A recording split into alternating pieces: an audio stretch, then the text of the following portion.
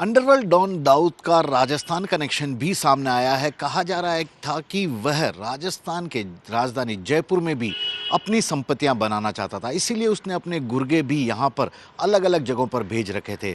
लेकिन वह अपने इन नापाक मंसूबों में कामयाब होता उससे पहले ही उसकी सभी रणनीति का पता लग गया। इंटेलिजेंस के अधिकारी और तमाम तरह के जो सूचना जमा कर रहे थे, उन लोगों ने उससे जुड़ी तमाम जानकारियों को खंगाला और दाऊद के मंसूबे फेल हो गए। हुकुम सिंह जी हमारे साथ हैं, जो कि दाऊद से जुड़ी तमाम सूचनाओं को उस वक्त जमा कर पुलिस अधिकारियों को तक पहुंचाया था, और शायद यह उसी का नतीजा है कि दाऊद अपने पांव राजस्थान में नहीं जमा पाया। हुकुम सिंह जी, क्या ये सच है दाऊद राजस्थान की राजधानी जयपुर में कुछ प्रॉपर्टी खरीदने के लिए का मंसूबा पाल रखे था, और आखिर ऐसी वजह थी तो क्यों थी उसे? दरअसल देखा जाए तो न केवल दाऊद बल्कि उससे पहले हाजी मस्तान 1980 के दशक की मैं बात बताना चाहता हूँ।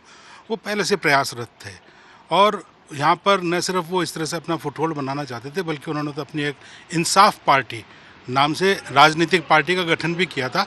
पाली में मुस्लिम मुसाफिर खाना बस स्टैंड के पास में है, वहाँ पर उनका दफ्तर हुआ करता था। शायद 7 या 8 उन्होंने अपने कैंडिडेट भी उतारे थे, लेकिन वो उसमें सफल नहीं हो सके। तो उसमें सफल न होने के बाद में उन्होंने देखा कि कहीं पे किसी तरह से संपत्तियां बना लें, लेकिन वो उसमें भी सफल नहीं हो सके। और क्योंकि इस बीच में हमारे पास खबर आ गई थी, हमारे सूत्रों ने, हमारे सोर्सेज ने हमें जो बात बताई थी, तो वो चीज़ हम डेवलप कर रहे थे। तो साइमल्टेनियसली दाऊद इब्राहिम भी और उसके जो गुर्गे थे वो भी यहाँ पर एक्टिव थे। मैं विशेष तौर से प्रतापगढ़ के, उदयपुर के और यहाँ के लोगों के नाम तो न लेते हुए आपको केवल ये बताना चाहता हूँ कि वो बहुत एक्टिव थे। प्रतापगढ़ में अनोट, दिवलती, लुपड़ी, चुपड़ी, वहाँ पर उसका एक छोटा दाऊद नाम से गुर्गा था जो कि बहुत ज़्यादा एक्टिव था। और उसी के माध्यम से यहाँ पर जयपुर में भी वो जो परचेज करना चाहते थे, तो बिल्कुल वही प्रॉपर्टी जो हाजी मस्तान परचेज करना चाहता था, वही प्रॉपर्टीज़ वो यहाँ पर करना चाह रहे थे। लेकिन जैसे ही हमें सूचना लगी और ये सारी चीज़ें जब हमने इकट्ठी करके सारी बातों को और अपने उच्चाधिकारियों के मार्फत तत्कालीन जो मुख्यमंत्री महोदय थे उन तक जब बात पहुंची, तो उन्होंने व्यक्तिगत रुचि लेकर के और इस सारी कार्यवाही को अंजाम में पहुंचने से रोक दिया था। ऐसी क्या खूबी थी उस प्रॉपर्टी में कि हाजी मस्तान और दाऊद जैसे लोग उसे खरीदना चाहते हैं, और आखिरकार ये प्रॉपर्टी थी क्या? ये प्रॉपर्टी बिल्कुल हमारा जो जौहरी बाज़ार है उसमें एक बहुत प्रतिष्ठित होटल, और उस क्योंकि वो जयपुर शहर में थी और जयपुर शहर का बिल्कुल एक तरह से हार्ट ऑफ द सिटी कह सकते हैं, उस जगह पे होने से, और दूसरी एमआई रोड पर एक जगह थी, तो दोनों जगह ही बहुत ज़्यादा इफ़ेक्टिव थी और वहाँ पर अपनी सारी कारगुजारियों को वो वहाँ से बहुत अच्छी तरह से संचालित कर सकते थे।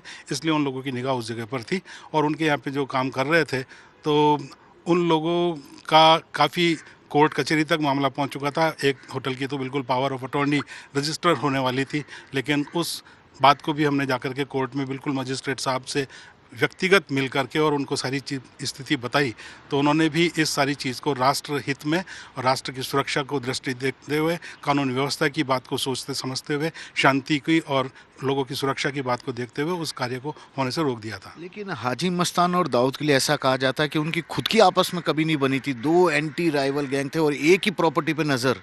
एक ही प्रॉपर्टी की बात और इस तरह से उनकी एंटी राइवल और इस तरह की गैंग की बात वहाँ पर इस तरह से थी कि वो पहले से ही प्रयासरत था हाजी मस्तान, लेकिन उसके बाद में उसकी तो मृत्यु हो चुकी थी और उसके बाद में ये एक्टिव हुआ था दाऊद इब्राहिम। तो दोनों में दुश्मनी की और उसकी वजह से, और ये भी नहीं कि वो दोनों में कहीं पर किसी तरह का उस प्रॉपर्टी को लेकर के क्लैश उस तरह से नहीं था जिस तरह से कि हम समझने की बात कर रहे हैं। क्या दाऊद इब्राहिम ने अपने गुर्गे भी यहाँ पर छोड़ रखे थे, जो कि उसकी पूरी डील कर रहे थे? क्योंकि वो खुद तो आया नहीं, उसके परिवार के एक बार अजमेर दरगाह में जियारत के लिए आने की बात जरूर सामने आई है। तो क्या उसके लोग ही ये सब पूरी डील कर रहे थे? हाजी मस्तान हो या दाऊद इब्राहिम हो, वो कभी भी उन्होंने अपने नाम से कोई प्रॉपर्टी परचेज नहीं की। हाजी मस्तान ने तो कभी कोई प्रॉपर्टी अपने नाम से परचेज ही नहीं की, और दाऊद इब्राहिम के भी अपने नाम से कोई परचेज नहीं की। वो यहाँ पर दूसरों के माध्यम से, दूसरों के नाम से ही, ऑस्टेंसिबल ऑनर, बेनामी संपत्ति के नाम से ही वो यहाँ पे वो परचेज करने की कोशिश कर रहा था। क्योंकि जिस व्यक्ति को वो पावर ऑफ अटॉर्नी दिलवा रहा था, एमआई रोड वाली प्रॉपर्टी की खास तौर से बात करूँ, तो उसमें भी वो कोई दूसरा ही व्यक्ति था और वो भी उसके कम्युनिटी का नहीं था, ये और मैं आपको बता देना चाहता हूँ। और ये कौन कौन किस किस फील्ड के थे जो उसके गुर्गे यहाँ पर काम कर रहे थे उसके लिए? प्रॉपर्टी डीलर से लेकर के, शराब माफिया से लेकर के, और तमाम तरह के जो आपराधिक पृष्ठभूमि वाले लोग, वो लोग इस कार्यक्रम में उसका साथ दे रहे थे। क्या कभी मिलने की कोशिश की, ये लोग उनके पास गए थे या वो यहाँ से इस तरह की कोई इंटेलिजेंस के पास सूचना थी? बिल्कुल इस कैसे बात संपर्क में आए होंगे वो?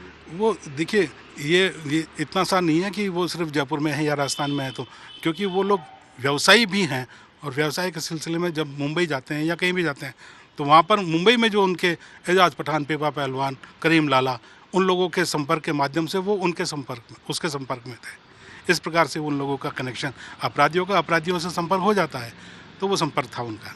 हुकुम जी, आप तो खुद इंटेलिजेंस में रह चुके हैं। एक खबर आप भी सुन रहे हैं पिछले कुछ दिनों से कि दाऊद को जहर देकर मार दिया गया, इस तरह की। क्या आपको लगता है वाकई इस खबर में दम है? सचमुच दाऊद की डेथ अभी हुई है? क्योंकि बार बार कई सारी खबरें दाऊद को लेकर आती रही है। ये स्थिति हमेशा बनी रहेगी और कभी भी पाकिस्तान इस बात को स्वीकार नहीं करेगा। जैसा कि आप समाचारों में भी सुन रहे होंगे कि पाकिस्तान अपने सर से एक बोझ उतार देना चाहता है और वो इस मौके की नज़ाकत का फ़ायदा उठाना चाहता है। बाकी दाऊद मर चुका या नहीं मरा, ये इसे कहने में मैं सक्षम अधिकारी नहीं हूँ। सक्षमता से इसलिए नहीं कह सकता कि आज मैं सर्विस में भी नहीं रह गया और मेरे संपर्क इतने ज़्यादा प्रगाढ़ नहीं है कि मैं इस बारे में कोई बिल्कुल पुख्ता सूचना दे सकूं। हाँ, लेकिन एक सामान्य आदमी की तरह से मैं बता सकता हूं कि शायद वो अब इस दुनिया में पहले से नहीं था और पाकिस्तान इस समय का सिर्फ उपयोग करते हुए अपने इस प्रिटेंशन, एक तरह से एक बहाना कर रहा है कि वो पाकिस्तान में अपने इस बोझ को अपने सर से उतारने की कोशिश कर रहा है। यानी कि आपकी इंटेलिजेंस समझ बता रही है काफ़ी पहले ही उसकी डेथ हो चुकी थी और अब तो खाली एक दुनिया को दिखावा। जिस तरह की बीमारी से वो जूझ रहा था और जिस तरह की चीज़ें हुई थी उस समय, मुझे नहीं लगता कि वो जिंदा रहा है। ये मेरी व्यक्तिगत विचार हैं। मैंने बताया कि मैं आधिकारिक रूप से कुछ नहीं कह एक सकता। आखिरी सवाल, क्या अभी भी उसके गुर्गे अगर राजस्थान में कहीं ना कहीं एक्टिव हैं या रिसेंट ईयर में कहीं उनकी कोई एक्टिविटी नज़र आई थी?